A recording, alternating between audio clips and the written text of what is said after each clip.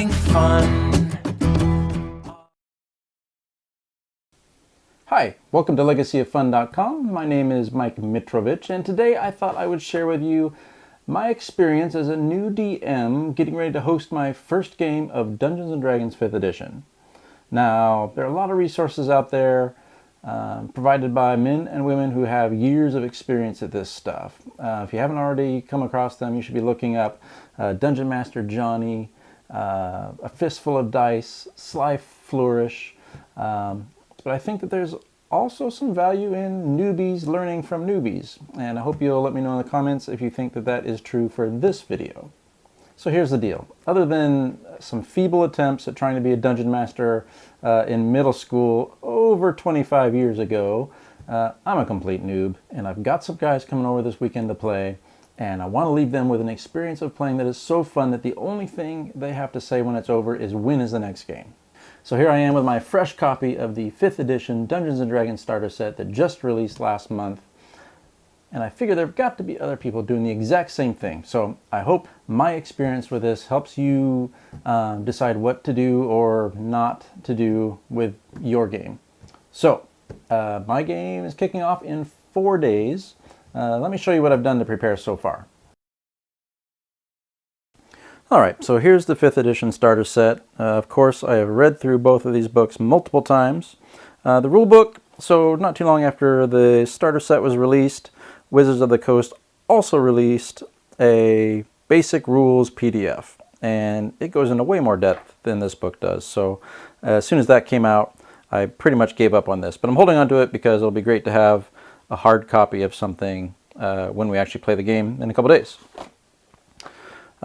This book, the actual adventure, I continue to read over and over, especially the beginning sections that I'm pretty sure we're going to cover on game day. I've read it all, I've looked at it all, but I'm really focusing on the parts that I think we're going to get to in our first 4 or 5 hour game this coming weekend. Alright, so while I'm reading these things over and over again, I've also been trying to put together some things that'll make game day just go a little smoother. So like one thing is I made these kind of initiative cards. They're just little folded index cards. I made, I don't know, a dozen of them or so, I guess 8. So I'll hand those out when we're figuring out initiative. And I went through all of the pre-generated characters, and I made just a little index card for each one that I'll have with me on game day. And it just has the basics. It's got their class, their race, perception, armor class, movement, and then some basics on just the roleplay aspects. What are their flaws? What are their strengths? What are some key things I might want to know that might come up as story elements while we're playing? So I'll have those handy. And my players haven't given me their names yet, but once I have those, they're going to go on these cards as well. So along with my index cards, I also did a little bit bigger write-up of each of the characters in a Word document. And I left out all the stats and all that, but I just talked about kind of the role play elements. What is their class? What are their proficiencies? What's their background? All that kind of stuff.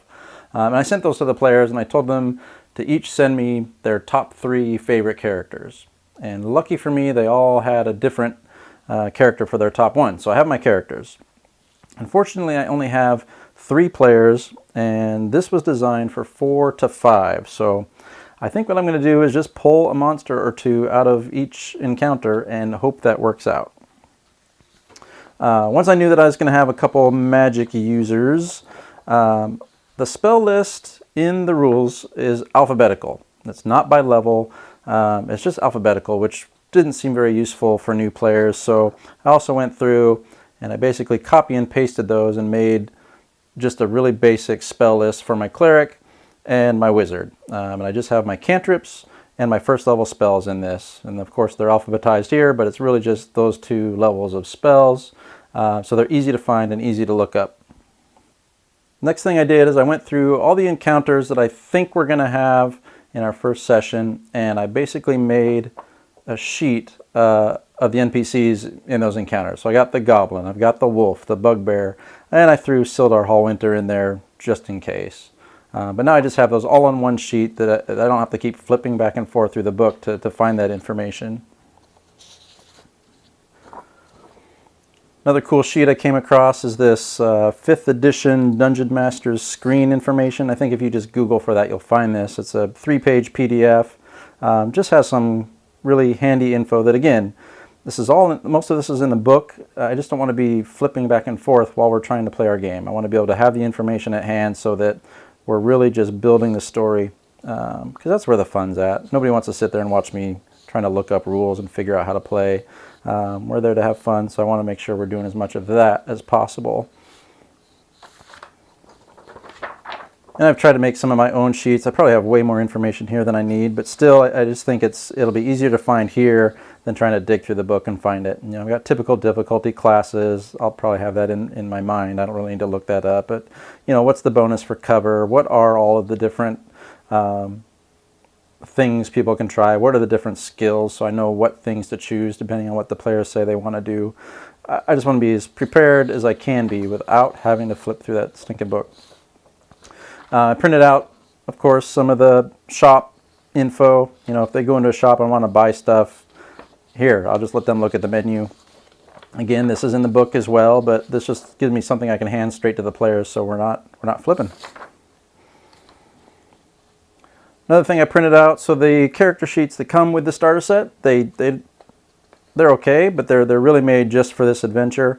But one of the cool things about the character sheet in the PDF rules that was released is I have this cool spell sheet, and it seems like it could be super handy. So I printed out 2 of these, one for my cleric and one for my wizard, and we'll fill that out when they get here. I'm hoping they'll tell me what spells that they've picked before game day, so I can just have this ready. So I just want us to get playing as quick as possible. That's basically it, but let me show you. I've also gone through and I've marked up some things in here. I don't know if you can see that. I'm drawing boxes around things that I might not read them word for word to the players, but they're probably things I'm going to want to read to them. Here's the adventure hook. I put a box around that just to, again, to spend as little time as possible looking for what to read and what to say, and just having it at my fingertips. And a lot of these encounters, there's stuff that they tell you what to read, but there's things that might happen as part of that encounter, and it's not easy to just see in the text. So I've been putting little stars, exclamation points, things to remind me that depending on what happens in the encounter, these other things might be triggered. You know, I'm underlining certain things like distances or, any numbers that are important that aren't just part of a stat block.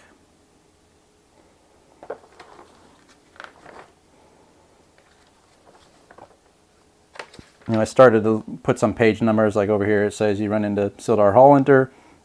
Well, he's on page 61 if I want to look up his stats, even though I printed them out on that other sheet. Here's another one. Warned? Then this stuff happens. And that's just, if one of the NPCs warned to the other ones, they act a little bit differently. But because it's downstream of the initial description of the encounter, I just want to make sure I don't miss that stuff or forget it. I want it to go as smooth as possible. So I've also downloaded some of these maps. You can get some images of some of these online. I can't remember where. If I knew where it was, I'd give you the link. But there's a page where you can get low or high resolution copies of these maps, both with the keys on them and without. So I got a couple copies of those, but I'm probably not going to use them in my game. I may use the overland map just to give the players a sense of where things are taking place, of course, without some of the key features there. But that's about it. One last thing. So this D&D thing isn't a brand new interest. So over time, I've collected a few sets of dice, always in preparation of getting ready to play and never quite getting there. So I ended up having enough dice. Oops, sorry about that. Ended up having enough dice for everybody but one player. And I just went to a local store, and they actually had a kind of grab bag, any 7 dice for $4.99 or something like that. So I picked up one more bag. So now all my players and me have our own dice, which I think will make things go a lot smoother as well.